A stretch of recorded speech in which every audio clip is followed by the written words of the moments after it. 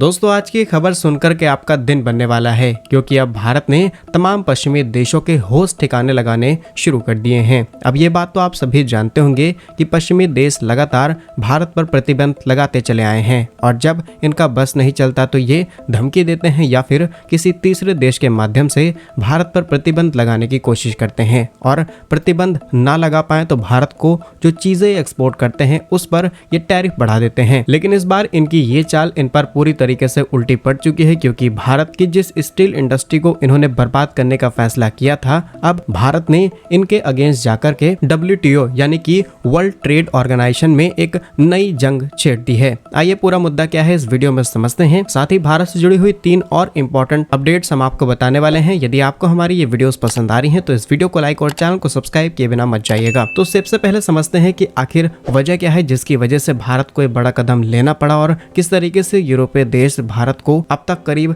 4-4.5 अरब dollar का नुकसान करा चुके हैं। असल में यूरोपीय देशों के अंदर जो भी स्टील इस्तेमाल किया जाता है इसका भारत काफी बड़ा इंपोर्टर था। असल में यूरोप के अंदर जो भी रॉ स्टील जाती थी, स्टील में से फाइनल प्रोडक्ट बना करके तैयार कर लिया जाता था। इसके अलावा जो बचा हुआ रिसाइकलिंग प्रोडक्ट है वो भारत बल्क में इंपोर्ट करा लेता था और भारत को प्योर फॉर्म में स्टील मिल जाती थी। भारत उसी स्टील का इस्तेमाल करते हुए अपने अलग अलग प्रोजेक्ट में इस्तेमाल कर लेता था, यानी कि ना हमें जमीन से स्टील लोहा निकालना पड़ा और उसकी जो प्रोसेसिंग कॉस्ट थी वो बच जाती है, हम पॉल्यूशन से बच जाते हैं और तमाम तरीके के जो प्रोसेस हैं हमें उससे गुजरना नहीं पड़ता और डायरेक्टली हमें स्टील मिल जा रही थी। लेकिन यूरोपीय देशों को ये बात समझ में आ गई कि भारत, मलेशिया और तमाम ये जो देश इनसे स्टील रॉ फॉर्म में इंपोर्ट करा रहे हैं, ये इनके प्रोडक्ट बना करके दुनिया भर में एक्सपोर्ट कर रहे हैं। इसके अलावा अपने देश में भी काफी बड़े बड़े प्रोजेक्ट इसी के माध्यम से तैयार किए जा रहे हैं। अब यूरोपीय देश डायरेक्टली तो इन चीज़ों को रोक नहीं सकते, इसीलिए उन्होंने सोचा कि जो इंपोर्ट ड्यूटी है या फिर कहें भारत को जो एक्स्ट्रा स्टील बेचा जा रहा है इस पर ड्यूटी बढ़ाई जाए। और साल 2018 में ही ये फैसला लिया जाता है कि जो भी स्टील उत्पाद एक्सपोर्ट किए जा रहे हैं उनमें से कई ऐसे प्रोडक्ट हैं जो कि एक लिमिट से ज़्यादा अगर किसी भी देश ने इम्पोर्ट किए तो उनके ऊपर करीब 25% ड्यूटी लगाई जाएगी। लेकिन अभी तक ये ड्यूटी सिर्फ 10% से भी कम थी और इस नियम में ये भी कहा गया कि अगर आप 1% भी ज्यादा इंपोर्ट कराएंगे तो पूरे के पूरे स्टील पर ये 25% ड्यूटी लगेगी। और इसी वजह से भारत को अब तक करीब 4.5 अरब डॉलर का नुकसान हो चुका है। यूरोपीय देशों ने करीब 1.5 अरब डॉलर की कमाई कर ली है और ये फैसला 2018 में बढ़ा करके 2023 के आसपास किया गया, लेकिन फिर इसे बढ़ा करके 2026 तक कर दिया गया। और इसी वजह से भारत को, भारतीय स्टील इंडस्ट्रीज को, खासकर उन फैक्ट्रीज को जहाँ पर इस स्टील को प्रोसेस किया जा रहा था, उनको काफी ज्यादा नुकसान हो रहा है। और अब बात करते हैं कि भारत ने क्या कदम लिया है। तो WTO, जिसे हम वर्ल्ड ट्रेड ऑर्गेनाइजेशन के नाम से जानते हैं, जहां पर दुनिया भर के सभी व्यापारिक मुद्दों से जुड़े हुए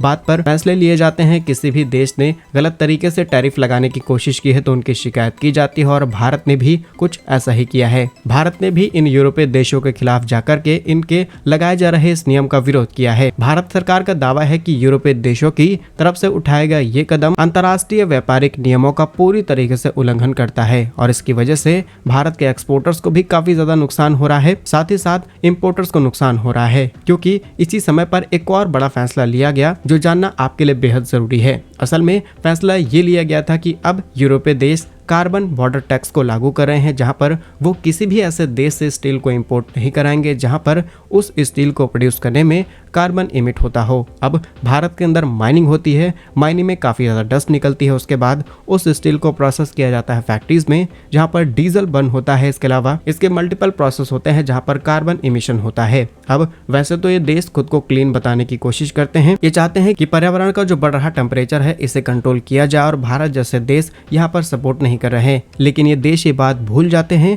कि जब इन देशों के अंदर इंडस्ट्रियल डेवलपमेंट्स हो रहे थे तो इन्होंने जम करके डीजल जलाया, जम करके माइनिंग की, जम करके पेड़ों को काटा और आज पूरी दुनिया के हालात कुछ इस तरीके से कर दिए हैं कि अब ये खुद को बचाने के लिए दुनिया को जिम्मेदार ठहरा रहे हैं। लेकिन अब भारत इन देशों की इस चाल को बहुत अच्छे से समझ चुका है और कई बार WTO में भारत के खिलाफ भी शिकायतें की गई हैं। आपको याद होगा ब्राजील में ये मुद्दा अचानक से गर्मा जाता है कि भारत जो भी शुगर केन की सब्सिडी अपने फार्मर्स को दे रहा है, इसकी वजह से इंटरनेशनल मार्केट में शुगर केन के प्राइस फ्लक्चुएट हो सकते हैं और WTO में एक लंबे समय तक भारत को यहाँ पर लड़ाई लड़नी पड़ती है। लेकिन कुछ समय बाद भारत इसमें जीत जाता है। और जब अंतर्राष्ट्रीय संगठन बनाए ही गए हैं इस तरीके के मुद्दों पर बातचीत करने के लिए, तो क्यों ना भारत इनका इस्तेमाल करे। और अब फाइनली भारत ने WTO में एक तरीके की पिटीशन डाल दी है कि इन चीजों को रोका जाए, ये अंतर्राष्ट्रीय नियमों के खिलाफ जा रहा है। अगर हम कुछ आंकड़ों की बात करें तो 2018 में जब यूरोपीय देशों ने इस नियम को लागू किया तो करीब 26 प्रकार के स्टील पर इस तरीके का प्रतिबंध लगाया गया। 2018 से 2021 तक इस नियम को लागू किया गया, लेकिन उसी समय 30 जून 2024 तक के लिए इसे बढ़ा दिया गया और अब यूरोपीय देश इस चीज को और बढ़ा करके 2026 तक ले जाने वाले हैं। और अगर आप बहुत क्लोजली इस चीज को ऑब्जर्व करेंगे तो पाएंगे कि ये सभी देश भारत को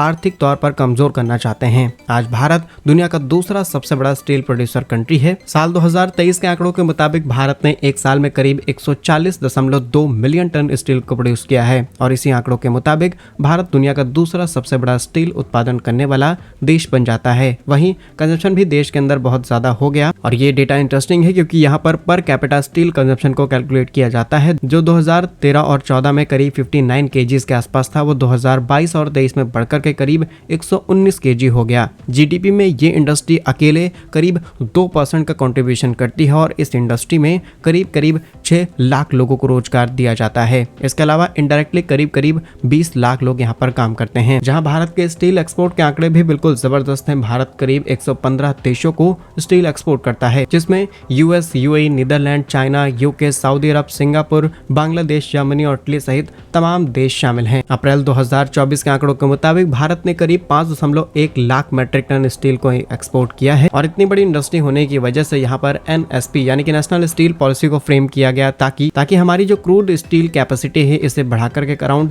300 मिलियन टन कर दिया जाए 2030 और 31 तक। और भारत की यही तरक्की यूरोपीय देशों से झेली नहीं जा रही, इसलिए भारत पर एक तरीके से प्रतिबंध लगाने की कोशिश की जा रही है। और प्रतिबंध तो एक डायरेक्ट शब्द होगा, लेकिन इनडायरेक्टली यहाँ पर प्रतिबंध तरीके की ही कोशिश की जा रही है। फिलहाल WTO में भारत ने इस बात की शिकायत कर दी है, जल्द ही इस पर फैसला आ सकता है, लेकिन क्या फैसला भारत के पक्ष में आएगा नहीं आएगा इस पर अभी कुछ भी कहा नहीं जा सकता। बाकी आप इस विषय पर क्या सोचते हैं हमें कमेंट्स में जरूर बताइएगा। साथ ही दूसरी इंपॉर्टेंट अपडेट बहुत छोटी सी है लेकिन बहुत इंपॉर्टेंट है। असल में भारत के अंदर जो आने वाला FDI है यानी कि फॉरेन डायरेक्ट इन्वेस्टमेंट, ये बहुत तेजी से बढ़ रही है और अब ये बढ़कर के अराउंड 5.5 बिलियन US$ हो गई है। ये आंकड़े अप्रैल से जुलाई 2024 के बीच के हैं और खुद RBI ने डेटा रिलीज किया है, क्योंकि सेम पीरियड में अगर आप पिछले साल के अंदर जाएंगे तो पाएंगे कि ये इन्वेस्टमेंट सिर्फ 3.8 अरब डॉलर की थी, यानी कि इसमें काफी बड़ी बढ़ोतरी देखने को मिली है। लेकिन भारत के अंदर जो आ रही FDI है ये अलग अलग देशों से आ रही है और इसमें करीब 23% हर साल ग्रोथ देखने को मिल रही है, क्योंकि ईयर और ईयर भारत की यही FDI इतनी ज्यादा बढ़ जाएगी कि 2025 में